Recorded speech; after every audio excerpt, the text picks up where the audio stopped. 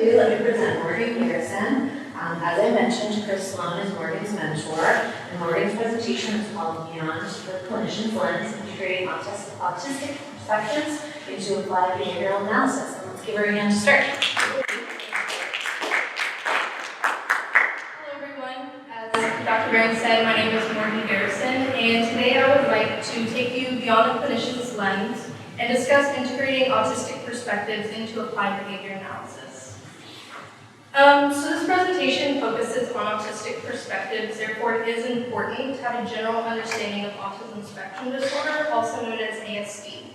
So ASD is a neurodevelopmental disorder characterized by persistent deficits in social communication and interaction, as well as restrictive repetitive cognitive behaviors, interests, or activities. Now, to be diagnosed with ASD, these symptoms must be present since early development and cause clinically significant impairment in critical areas of current functioning. There are varying severities of the autistic condition, developmental level, and chronological age. This has resulted in the disorder being classified as a spectrum. Now, while the exact cause of ASD is largely unknown, the diagnosis rates of children with ASD have continued to increase. The CDC estimates that as of 2020, approximately 1 in 36 children are diagnosed with ASD, compared to the 1 in 1,000 children diagnosed in the year 2000. The increase in diagnoses has resulted in caregivers of children with ASD requesting insurance coverage for evidence-based interventions. Out of a variety of interventions, applied behavior analysis is recognized as the leading evidence-based intervention for ASD. Applied behavior analysis, also known as ABA, is a behavioral intervention focused on applying psychological principles of learning theory to change socially significant behaviors. These behaviors can be categorized into two groups. First, efforts are focused on increasing positive behaviors, such as social skills, communication, self-care, and play skills. Other efforts are focused on decreasing challenging behaviors, such as self-harm, aggression, elopement, and tantrums. Now, while ABA is based upon principles supported by empirical research and successful clinical implementation, autistic self-advocates and neurodiversity activists have concerns regarding various aspects of ABA.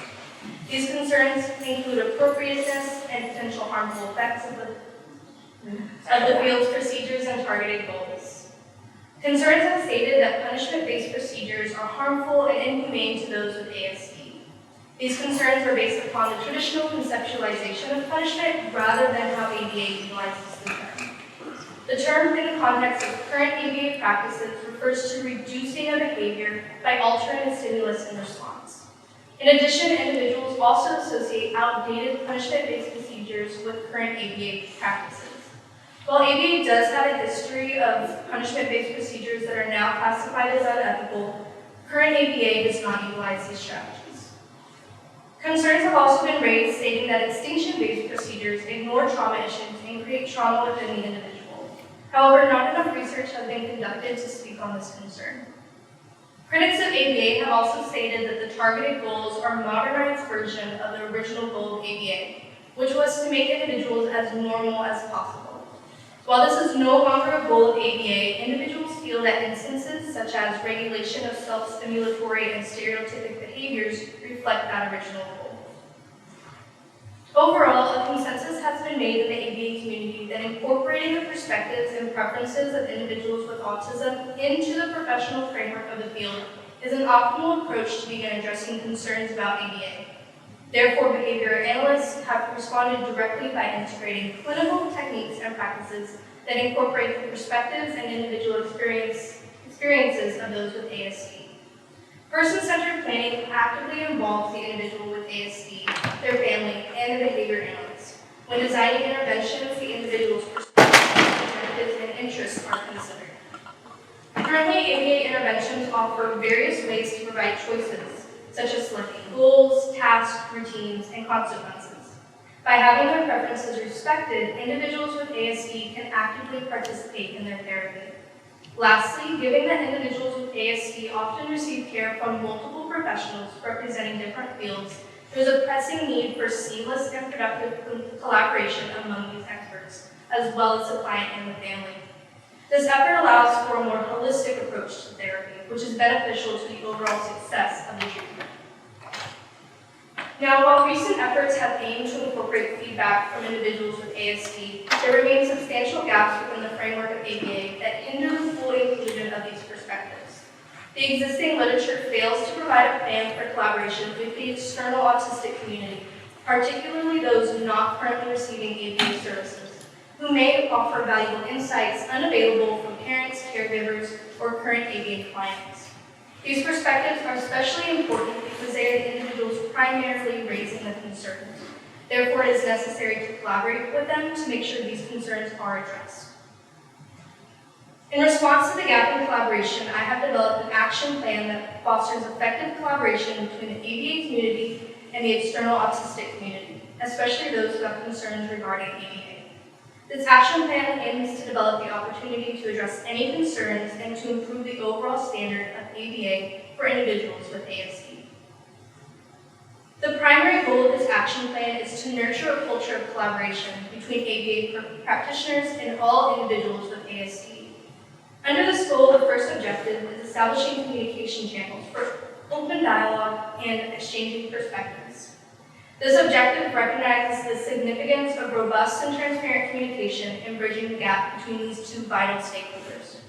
The second objective seeks to facilitate joint training sessions and workshops by bringing ABA practitioners and individuals with ASD together.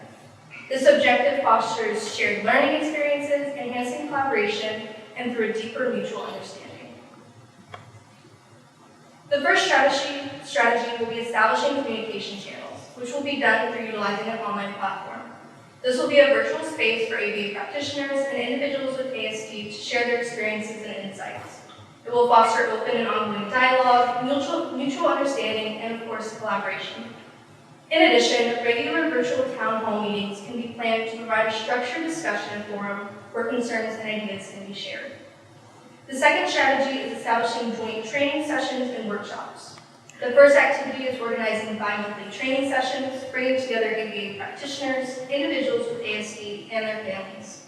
These sessions focus on shared learning experiences to break down barriers and bridge the gap between theory and practice. Secondly, educational materials on best practices in ABA will be developed and distributed based on growing knowledge through the collaboration process.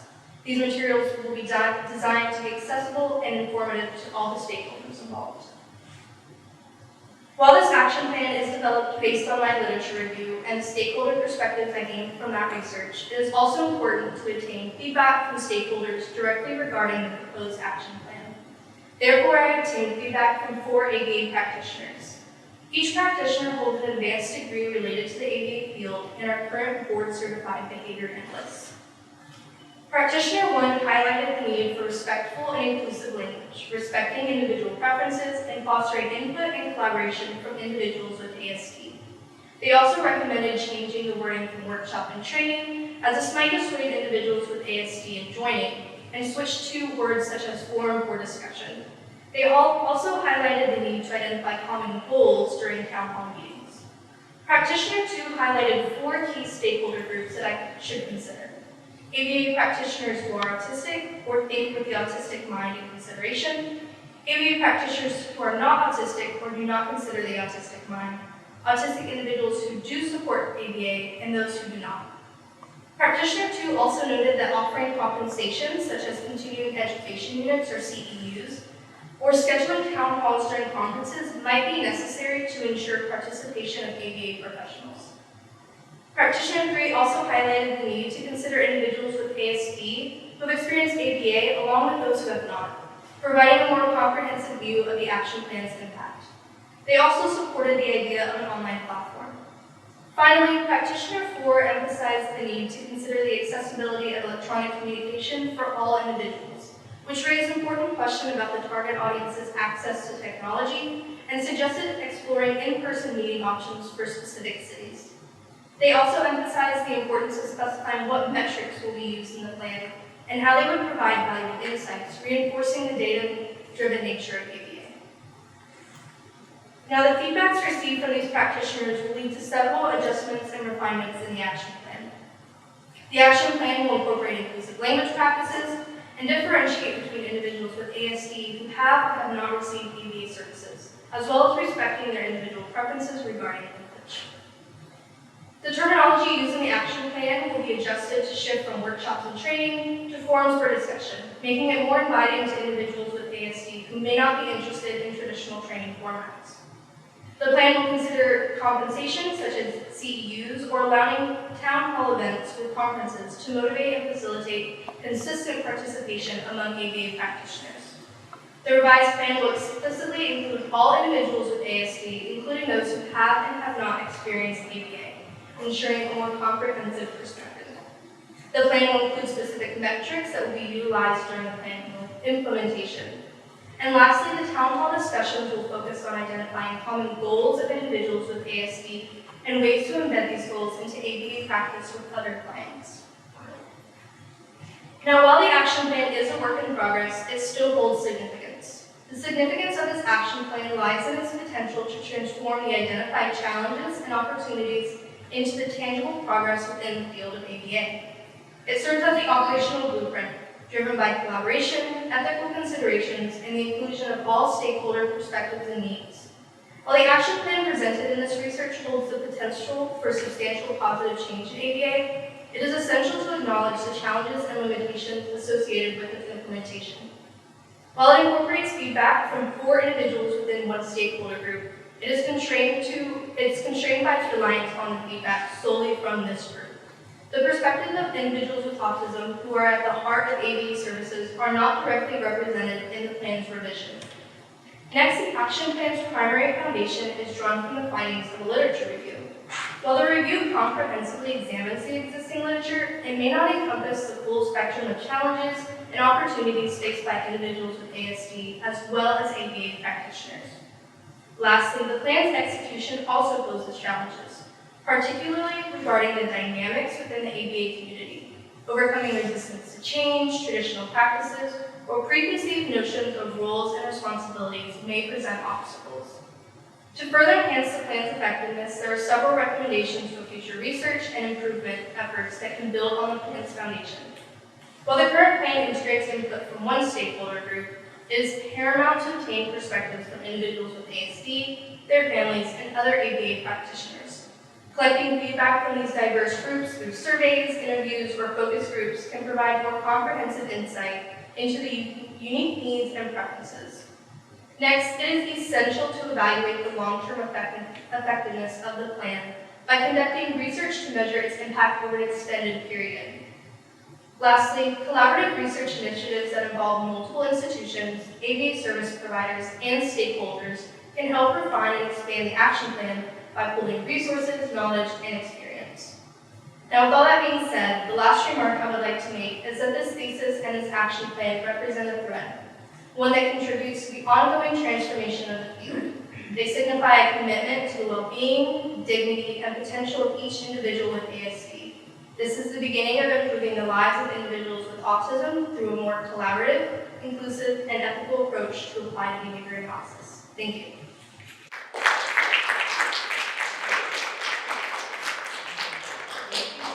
Thank you for starting us off so strong. We have time for some questions for Morgan. Or feedback. Questions, comments. I have one question. I don't know that I even asked you this or thought about it at the time. When you approach the ABA practitioners with fundamental critiques of the field, like were they surprised or were they familiar with your critiques of the field in general? They were familiar. They were definitely saying, like, this is something that needs to be brought to more light. Of course, there is talks of this within ABA conferences between ABA practitioners, but nothing is really being done about it. And a lot of times the ABA practitioners are so involved with their client and what's currently going on in the clinic, it's harder to make change because there's extra time that has to go into this and extra research. So they're glad that someone that is emerging in the field is seeing this and taking a more research approach than a clinical approach. Yes? Morgan, I love the plan you put together, the comprehensive perspective you're taking. Do you intend to move forward with this in the future? Isn't you're passionate about trying to actually do as a professional after you graduate? I do, yeah. So I currently work in an ABA clinic, so I do have the clinical experience being a registered behavior technician, but I do plan on going and getting my master's in getting the certification for ABA. So with that, I plan on continuing that research and connecting with professors in my graduate school to make sure that this is thought out even more, getting more feedback, and then hopefully actually implementing it in the future. Thank you. Yes. Good job, Morgan. I think I really enjoyed the example, like the boutiques I think thinking about ABA. I recognize that a lot of what we think about for autism is like the marginalization of other communities. When we think about treatment, those that get usually not talked about are those that are marginalized, people of color, especially within the minorities. So just wondering like how when we think about like integrating maybe some cultural adaptations into treatment and like how they would consider our into the plan. Most definitely, yeah. I think that's what's so important about getting those different stakeholders to give feedback so that those plans can be integrated. Being someone that is kind of new to the field, I don't have the experience with the practices, so therefore I can't put them in without doing more research or getting those feedback. So once I do get that and talk with more practitioners that have developed practices in the past and making sure that those minority groups are represented, that's definitely something that would add to the action plan. Thank you. Probably have time for one more question or comment. Anybody else? I'm really curious, Leslie. How did you get involved in focusing on this? How did your research develop?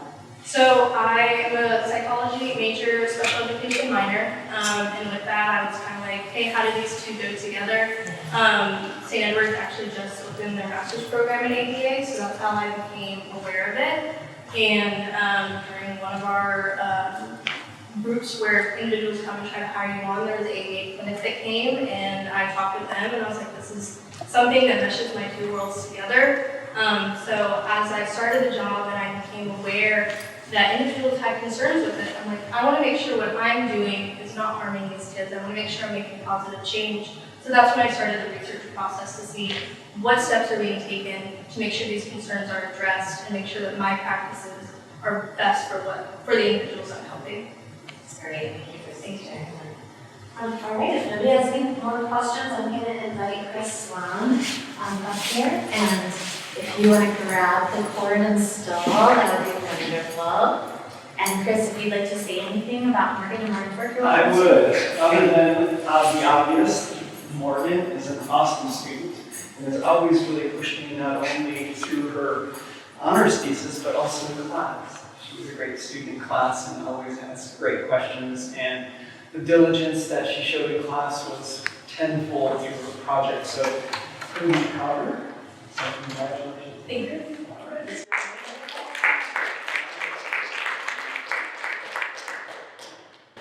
And this. And now I'm going to ask you to take a picture. Oh, I'm going to.